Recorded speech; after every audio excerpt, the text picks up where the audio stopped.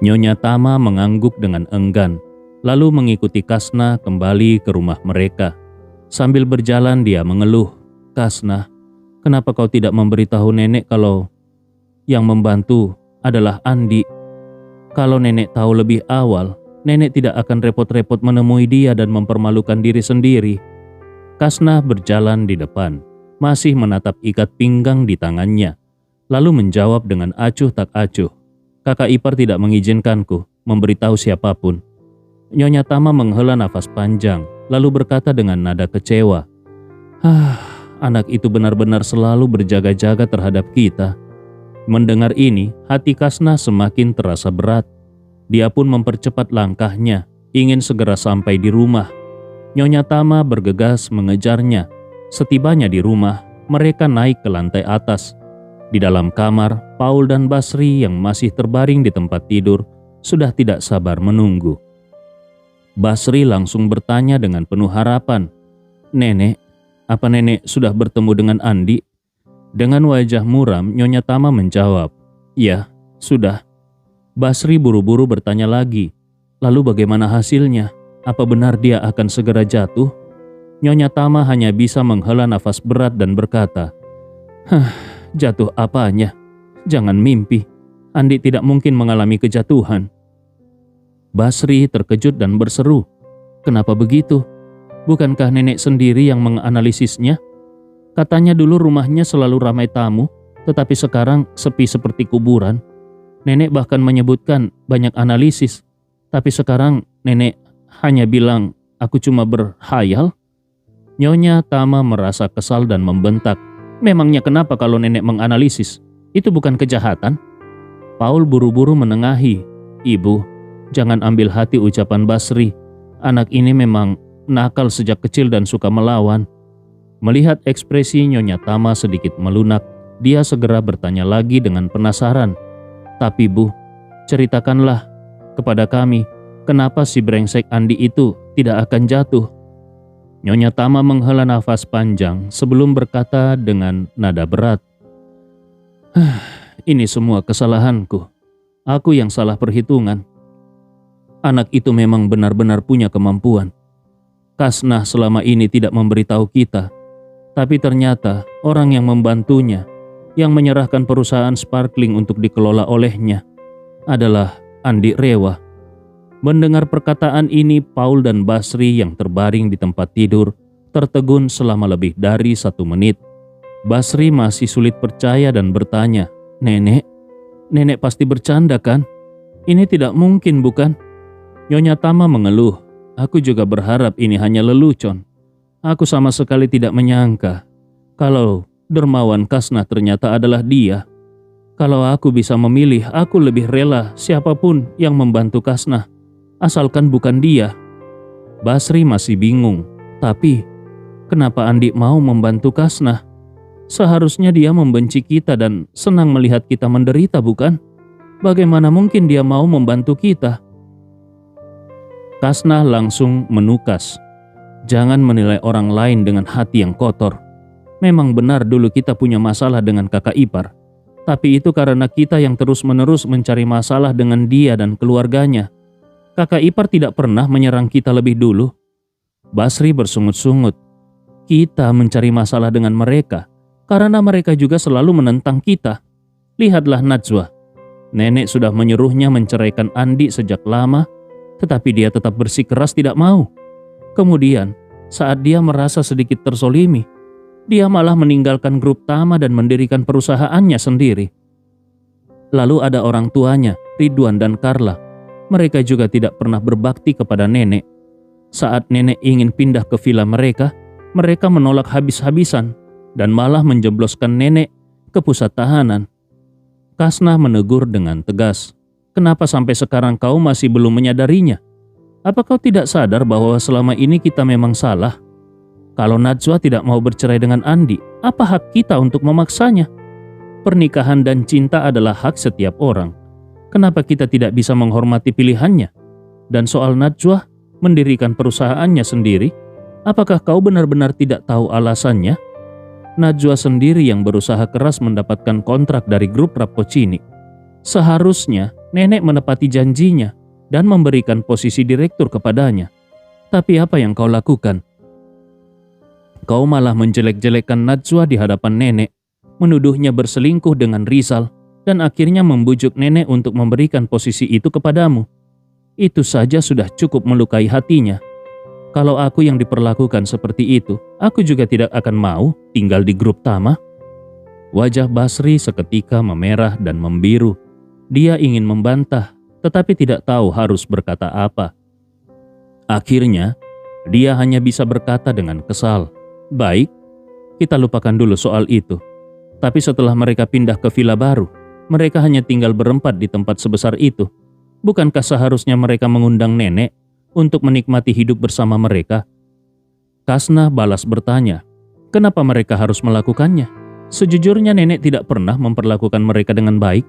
Bukan hanya tidak pernah memberi mereka keuntungan, nenek bahkan sering menyusahkan mereka dan bahkan pernah mengusir mereka dari rumah. Lalu atas dasar apa mereka harus mengundang nenek ke villa mereka? Coba pikirkan, kalau kau berada di posisi mereka, apakah kau akan melakukannya?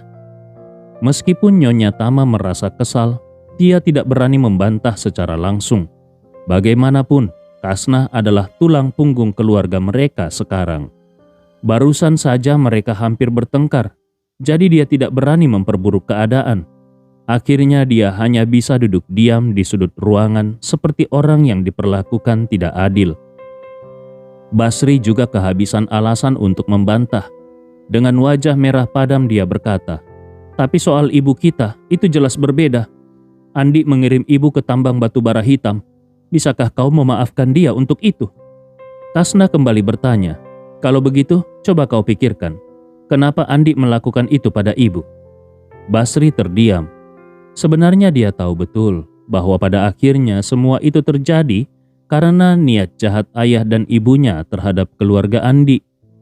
Mereka bersekongkol dengan orang lain untuk menjebak Carla, tetapi rencana itu malah digagalkan oleh Andi. Jadi kalau dipikir kembali, ibunya memang pantas menerima akibatnya. Tidak ada gunanya lagi mencoba membela diri.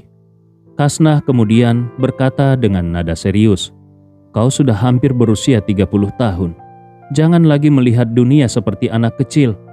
Kau harus bisa membedakan mana yang benar dan mana yang salah, serta menghadapi kenyataan." Dengan sedikit kekecewaan dia melanjutkan, "Keluarga kita sudah tidak seperti dulu lagi. Dalam kondisi kita saat ini, setelah kau dan ayah sembuh nanti, kalian berdua harus mencari pekerjaan untuk menghidupi keluarga. Kalau kau masih belum dewasa dan tidak bisa membedakan benar dan salah, bagaimana kau akan bertahan di masyarakat?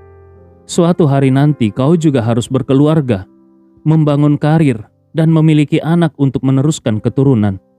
Kau tidak bisa terus hidup dengan cara seperti sekarang." Perkataan Kasnah langsung menusuk ke titik paling menyakitkan dalam hati Basri. Dia sangat sadar bahwa selama ini dirinya hanyalah seorang pecundang, tidak punya keterampilan, tidak punya kemampuan, dan hanya tahu menghabiskan uang. Dulu, dia masih bisa bergantung pada nama besar keluarga Tama, menikmati kehidupan tanpa kekhawatiran, dan berpura-pura menjadi anak orang kaya. Tapi sekarang semuanya sudah lenyap. Dia tidak lagi memiliki status untuk diandalkan, dan tidak ada lagi orang yang bisa menopang hidupnya. Kalau dia terus menjalani hidup tanpa arah seperti ini, dia mungkin akan berakhir seperti para gelandangan berusia 40 atau 50 tahun yang masih menganggur dan tidak bisa menikah.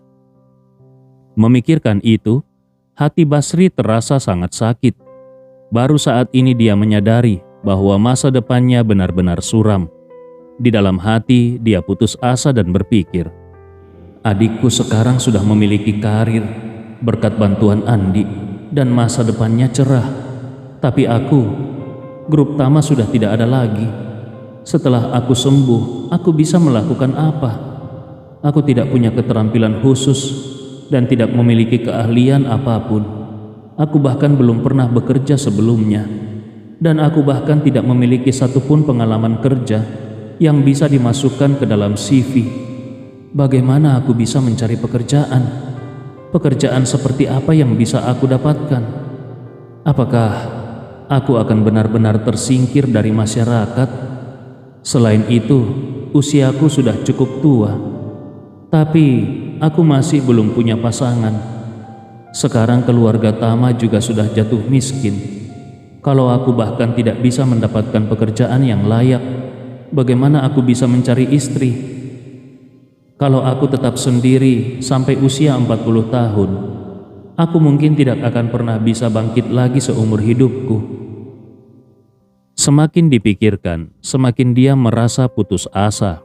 Pada akhirnya, ketika keputusasaan mencapai puncaknya, dia tidak bisa menahan diri lagi dan mulai menangis terisak-isak sambil berkata dengan suara tersendat, "Lalu, apa yang harus aku lakukan nanti?" Paul yang duduk di sampingnya menghela nafas dalam-dalam ketika melihat kondisi putranya. "Sudahlah, jangan dibahas lagi. Masalah ibumu saat itu memang salah kita juga. Saat itu di meja judi, kita membuat Carla kalah begitu banyak uang. Kalau masalah itu sampai ke polisi, jumlah uang yang terlibat sudah cukup untuk membuat aku dan ibumu mendekam di penjara selama bertahun-tahun. Jadi kalau dipikir-pikir, Andi sebenarnya masih memberi kita sedikit kelonggaran." Setelah mengatakan itu, dia menatap Basri dan berkata menasehati, "Basri, jangan menangis seperti perempuan. Setelah tubuhmu pulih, pergilah mencari pekerjaan yang layak. Kalau benar-benar tidak ada pilihan lain, kita berdua bisa mengantar paket atau menjadi kurir makanan. Setidaknya kita masih bisa mendapatkan beberapa ratus ribu per bulan. Selama kita mau bekerja keras dan berusaha, pasti ada jalan untuk bertahan hidup." Basri terisak sambil mengangguk. Paul kemudian melanjutkan, "Nanti kau bisa menabung sedikit. Ayah juga akan membantu menabung, dan kita juga bisa meminta sedikit bantuan dari adikmu. Kalau kita bisa mengumpulkan uang mahar, kita bisa meminta seseorang mencarikan istri untukmu. Bagaimanapun juga, kita harus memastikan kalau keluarga kita masih punya penerus." Perkataan Paul sama sekali tidak memberi ketenangan bagi Basri. Sebaliknya, kenyataan pahit yang diungkapkan ayahnya membuatnya semakin putus asa terhadap masa depan. Selama ini, dia selalu menganggap dirinya luar biasa dan yakin kalau suatu hari nanti dia akan menjadi pria sukses yang hebat. Bahkan dalam bayangannya, istrinya di masa depan haruslah wanita kelas atas, memiliki wajah cantik, tubuh sempurna, dan berasal dari keluarga dengan latar belakang yang kuat. Itulah sebabnya dia begitu berambisi mengejar Elsa dan berharap bisa menjadi menantu keluarga Elsa yang kaya raya. Namun sekarang, kata-kata ayahnya membuatnya sadar bahwa dirinya tidak akan pernah lagi bisa bersentuhan dengan wanita seperti Elsa. Masa depannya mungkin hanya akan menjadi seorang pekerja kasar yang bekerja keras demi sesuap nasi. Bahkan untuk mencari pasangan hidup, dia mungkin harus mengeluarkan mahar dalam jumlah besar agar bisa menikah dengan seorang wanita.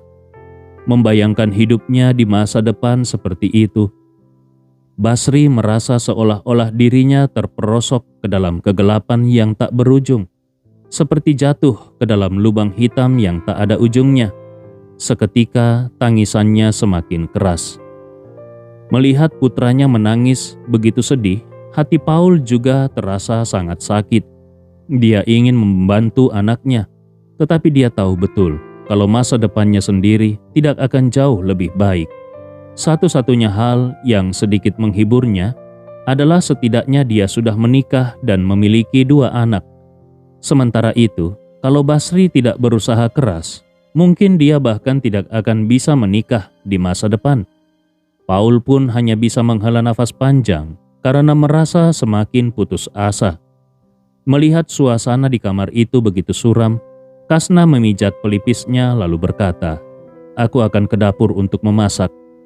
Setelah berkata demikian, dia pun segera keluar dari kamar dengan langkah cepat, seolah ingin melarikan diri dari suasana depresif itu. Sebenarnya dia sempat berpikir untuk menaruh ikat pinggang yang dibelinya di kotak surat rumah Andi sebagai hadiah. Namun, melihat kondisi keluarganya yang begitu menyedihkan sekarang, dia tiba-tiba merasa minder. Setelah mempertimbangkan kembali, dia akhirnya memutuskan untuk mengembalikan ikat pinggang itu ke toko besok dan mulai bekerja keras untuk mencari uang tanpa memikirkan hal lain. Sementara itu, di villa Andi, suasana jauh lebih cerah dan hangat. Di dapur, istri serta mertua Andi masih sibuk memasak bersama. Untungnya mereka tidak mendengar pertengkaran yang terjadi di depan gerbang tadi, sehingga membuat Andi merasa lega. Namun setelah insiden hari ini, dia yakin kalau Nyonya Tama, Paul, dan Basri tidak akan berani mencari masalah lagi di masa depan. Di antara keluarga Tama, hanya Kasna yang benar-benar sadar akan kesalahannya dan mau berubah. Andi Rewa merasa bahwa membantu gadis itu sedikit bukanlah masalah besar baginya. Sedangkan 3 anggota keluarga Tama lainnya, Andi Rewa tidak ingin repot-repot mempedulikan mereka. Selama mereka tidak datang mencari masalah, hidup atau mati mereka bukan urusannya. Sore itu Najwa bersama ayah dan ibunya memasak berbagai hidangan lezat di dapur. Saat Najwa memanggil Andi untuk makan malam, Andi Rewa terkejut melihat ada total 12 hidangan tersaji di meja makan. Andi Rewa menatap meja penuh makanan itu dengan heran dan berkata, "Najwa, ayah, ibu, kita cuma berempat. Kenapa masak sebanyak ini? Bukankah ini terlalu berlebihan? Selain itu, kalian pasti sangat lelah memasak sebanyak ini." Najwa menghapus keringat di dahinya dan tersenyum. Kelihatannya memang banyak, tapi saat dimakan tidak terasa sebanyak itu. Lagi pula, ini adalah jamuan ulang tahun untukmu. Tentu harus sedikit lebih meriah. Dan ini sama sekali tidak terasa melelahkan. Setelah itu mereka pun menikmati hidangan makan malam bersama. Tak lama kemudian Najwa mengambil kue dari kulkas dan menyalakan lilin. Andi Rewa dengan tenang bersiap-siap untuk membuat permohonan dan meniup lilin. Di sampingnya Najwa mulai menyanyikan lagu selamat ulang tahun untuknya. Suaranya tidak terlalu keras, tetapi terdengar sangat lembut. Sepasang mata indahnya menatap Andi Rewa dengan penuh kasih saat dia bernyanyi dengan suara jernih. Diiringi nyanyian ulang tahun dari Najwa, Andi diam-diam membuat permohonan dan meniup lilin. Setelah itu Najwa tersenyum dan berkata, "Suamiku, tutup matamu dulu, aku punya hadiah untukmu." Andi Rewa mengangguk dan dengan lembut menutup matanya. Najwa mengambil sebuah kotak hadiah dari belakangnya, lalu dengan kedua tangan meletakkannya di tangan Andi sambil tersenyum. "Oke, sekarang buka matamu." Andi Rewa menunduk dan melihat bahwa di tangannya kini ada sebuah kotak jam tangan. Di bagian atas kotak tertera beberapa huruf dalam bahasa Inggris. Sekali lihat saja, Andi langsung mengenali bahwa itu adalah merek Patek Philippe. Dia terkejut menatap Najwa dan bertanya, "Sayang, kenapa kau membelikan aku hadiah semahal ini?" Najwa tersipu dan berkata, "Tidak mahal, cepat buka dan lihat apakah kau suka." Andi Rewa mengangguk dan membuka kemasannya. Di dalamnya tergeletak sebuah jam tangan Patek Philippe Nautilus yang elegan.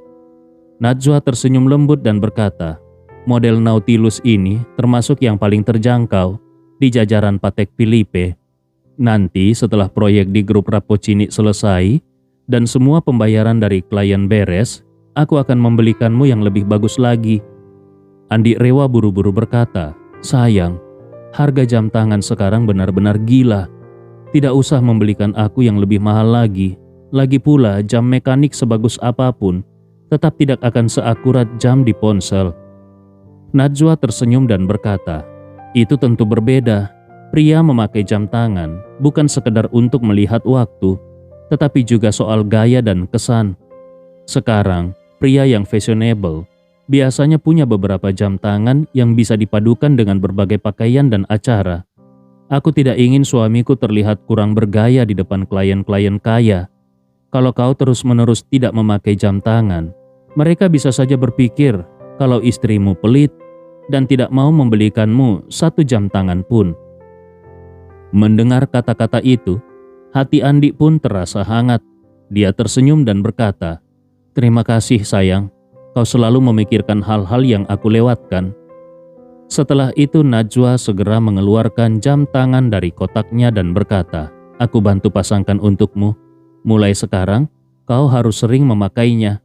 Jangan sampai hanya dipakai beberapa hari, lalu dibiarkan begitu saja." Andi Rewa tersenyum.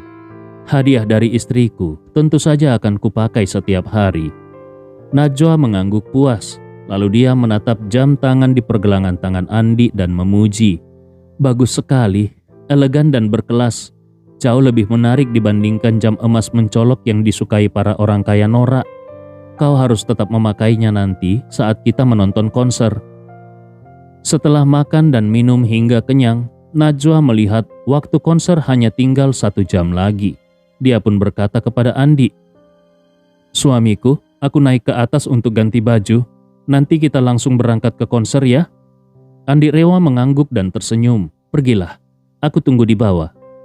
Tidak lama kemudian, Najwa pun turun dan mereka memanggil taksi dan langsung menuju ke venue konser.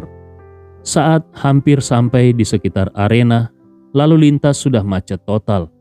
Karena tidak ingin merepotkan sopir lebih lama, mereka memutuskan turun lebih awal dan berjalan kaki ke pintu masuk. Saat itu, area sekitar sudah dipenuhi lautan manusia. Selain para penonton yang memegang tiket di tangan, banyak juga anak muda dengan wajah cemas yang bertanya kepada setiap orang yang lewat, apakah ada yang bersedia menjual tiket konser mereka. Beberapa bahkan menawarkan harga berkali-kali lipat, bahkan hingga 10 kali lipat. Selain itu, ada juga banyak calo yang berteriak-teriak menawarkan harga tiket untuk membeli tiket dari orang lain. Namun, setiap orang yang sudah memiliki tiket tampaknya sama sekali tidak tertarik untuk tawaran mereka. Dari situ, terlihat betapa besar pengaruh Mary dan betapa setianya para penggemarnya. Setiap tiket konser ini sangat berharga. Mendapatkan kesempatan untuk melihat idola secara langsung bukanlah sesuatu yang mudah. Jadi tidak ada yang rela menjual tiket mereka, bahkan untuk keuntungan berlipat ganda. Saat Andi dan Najwa berjalan menuju pintu masuk bersama kerumunan, tiba-tiba mereka mendengar suara yang familiar di samping mereka. "Aduh, aku sudah bilang tiket ini tidak dijual. Bisa tidak kau jangan terus menggangguku?" Ternyata yang berbicara adalah Elsa. Najwa menoleh dan melihat Elsa berdiri tidak jauh dari mereka. Elsa terlihat kesal saat berbicara dengan seorang pria paruh baya. Pria itu jelas seorang calo. Meskipun sudah ditolak berkali-kali, dia tetap bersikap menjilat dan mendekati Elsa lagi.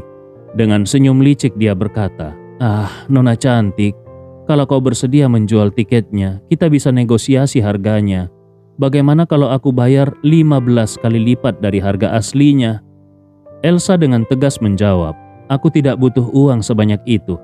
Bahkan kalau kau bayar 100 kali lipat pun, aku tetap tidak akan menjualnya." Saat itu Najwa memanggilnya, "Elsa, Elsa." Elsa menoleh dan melihat Najwa serta Andi. Wajahnya langsung berseri-seri.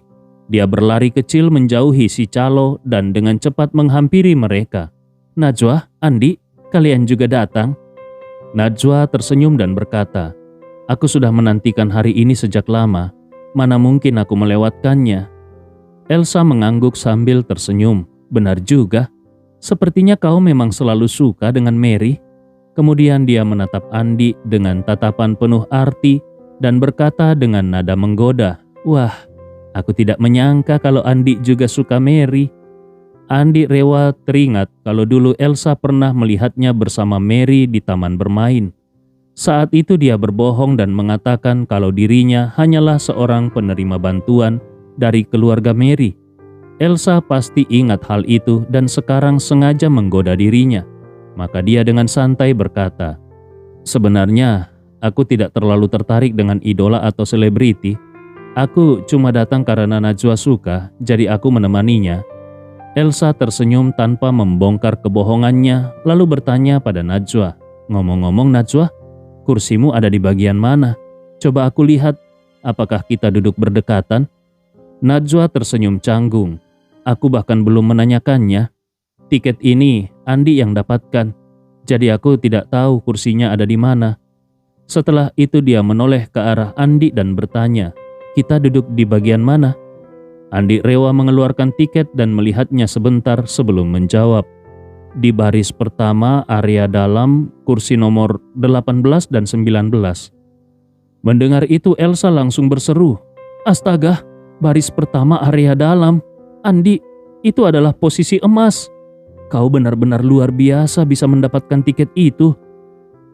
Andi Rewa tersenyum santai. "Ini juga karena ada sedikit koneksi. Kau kan tahu, aku sering diminta melihat Feng Shui." Elsa mendengus kecil, lalu mengeluarkan tiketnya sendiri dan berkata dengan sedikit kecewa, "Aku sudah mencari banyak koneksi, tapi hanya bisa mendapatkan tiket di baris ke-6 area dalam. Masih cukup jauh dari kalian." Konser besar seperti ini biasanya diadakan di stadion yang memiliki ukuran lapangan sepak bola standar. Oleh karena itu, area konsernya luas dan bisa menampung banyak orang. Namun, karena panggung biasanya ditempatkan di salah satu ujung lapangan, hanya sekitar setengah dari stadion yang bisa digunakan untuk penonton. Bagian tribun yang berbentuk kipas di sekitar stadion biasanya lebih murah. Semakin jauh dari panggung, semakin murah harganya. Sedangkan tiket paling mahal adalah yang berada di area dalam. Area dalam ini terletak di tengah lapangan sepak bola, posisi terdekat dengan panggung dan langsung menghadap ke sana, sehingga menjadi tempat terbaik untuk menonton konser. Dari semua kursi di area dalam, yang paling mahal tentu saja adalah baris pertama.